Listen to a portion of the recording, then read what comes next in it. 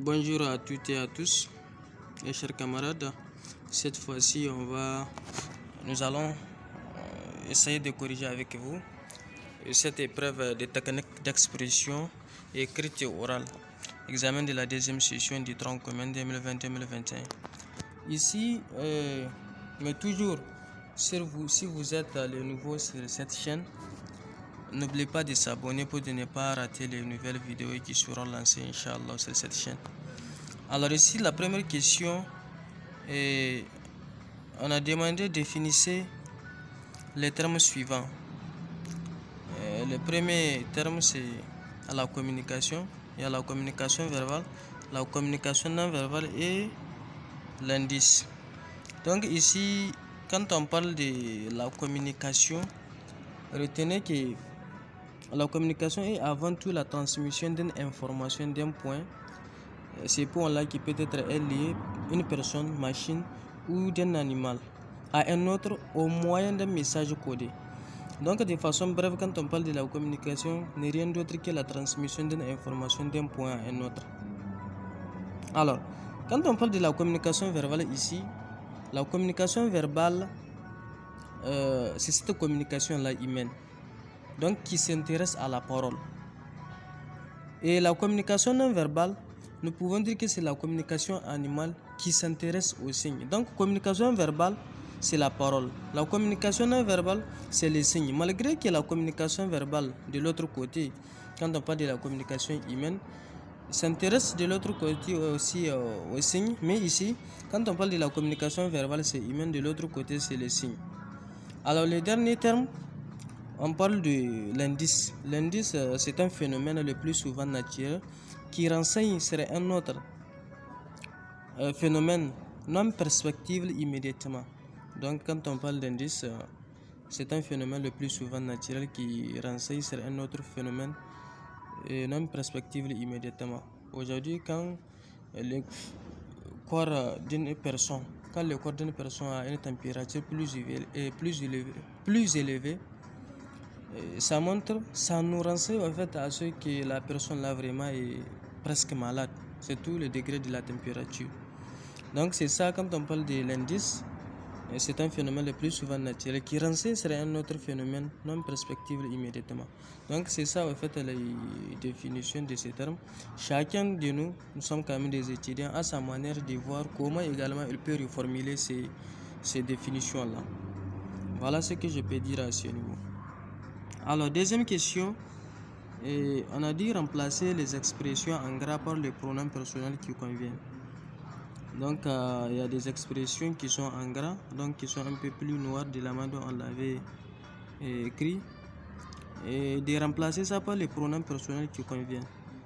Première question, on a dit, est-ce que vous parlez à vos amis de vos examens? Donc ici, quand vous faites les constats, et on va remplacer les expressions par les pronoms personnels qui conviennent, mais on va essayer également de répondre aux questions, tout en remplaçant les expressions en gras par les pronoms personnels.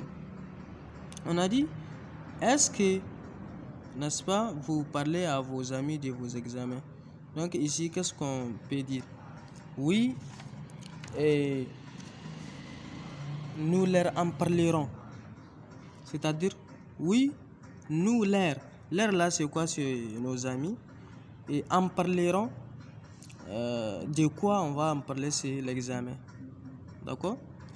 Deuxième question, avez-vous trouvé la montre que vous avez perdue à Niamey? Donc ici on a posé la question, avez-vous trouvé la montre que vous avez perdue à Niamey? On peut dire oui, nous l'y avons trouvé. Nous l'y avons trouvé. L', nous l'y avons trouvé. L' là c'est quoi? Ça remplace la montre. Et Y là c'est quoi? C'est le lieu ici. Donc à Niamey. La troisième question, on a dit, est-ce que vous direz aux étudiants que leur examen est reporté? Oui. Et on peut dire oui. Nous les leur dirons. Oui, nous les. Les là c'est quoi? C'est les étudiants. Leur diront. Leur là en fait ça remplace également de dire que et qu'on va leur dire qu'on a reporté en fait cet examen-là. Deuxième, voire même quatrième question, pouvez-vous dire la vérité à votre patron? Pouvez-vous dire la vérité à votre patron? On peut dire oui, nous la lui dirons. Oui, nous la lui dirons. Là, c'est quoi? C'est la vérité. Et lui, c'est le patron. Soit la cinquième question, est-ce que vous avez distribué des livres aux enseignants? On peut dire oui, nous leur en avons distribué. Et nous leur là, c'est quoi? C'est le livre. Et non, c'est l'air. Nous leur en avons distribué. L'air là, ça remplace les enseignants, n'est-ce pas? En là, en fait, c'est les livres. Maintenant, au niveau des troisième questions, on a dit employer un pronom relatif composé pour relier les deux phrases. Donc, quand on parle des pronoms relatifs, retenez qu'un pronom relatif est différent d'un pronom simple. Donc ici, on a dit, première question, je reconnais ce garçon, j'avais déjà travaillé avec lui. Donc ici, on vous demande ici de mettre un pronom relatif composé. Donc on peut dire, je reconnais ce garçon avec lequel j'avais déjà travaillé. On peut dire avec lequel. Deuxième question, on va dire, je reconnais ce garçon, je lui fais confiance. On peut dire, je reconnais ce garçon, n'est-ce pas, auquel je lui fais confiance. Donc ici, il y a une différence entre la première phrase et la deuxième phrase. La troisième question, voici l'université de Niamey. Nous avons beaucoup parlé de cette université. Donc on peut dire, voici l'université de Niamey, n'est-ce pas, et sur laquelle nous avons beaucoup parlé. On peut dire sur laquelle ici. Et quatrième question, j'aperçois une femme. Je ne peux travailler pour elle. On peut dire, j'aperçois une femme à laquelle je ne peux travailler pour elle. Maintenant, la cinquième question, on a dit, réparer ces voitures. Nous avons arraché les jantes de ces voitures. Donc, on peut dire, réparer ces voitures desquelles nous avons arraché les jantes.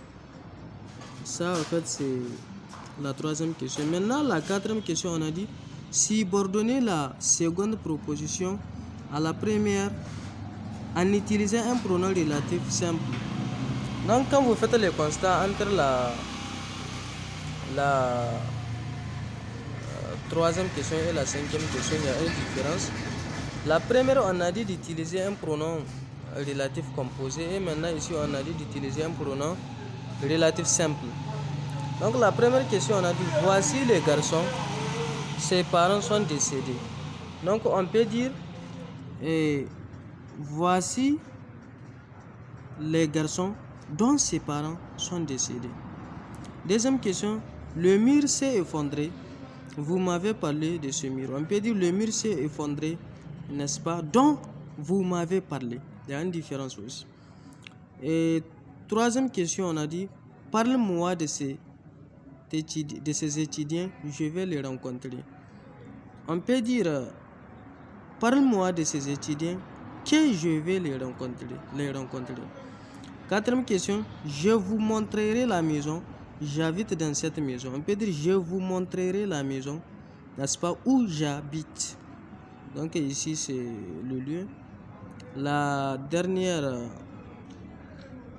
question, on a dit, le livre est sur la table, il m'appartient. On peut dire, le livre est sur la table, qui m'appartient, voire même qu'il m'appartient. En fait, voilà, nous sommes au terme de cette épreuve-là. Donc, chers camarades, toujours si vous avez des propositions, voire même des ajouts, nous sommes disponibles sur le numéro 97 23 12 34. Vous pouvez nous écrire, voire même vous pouvez commenter et nous sommes disponibles.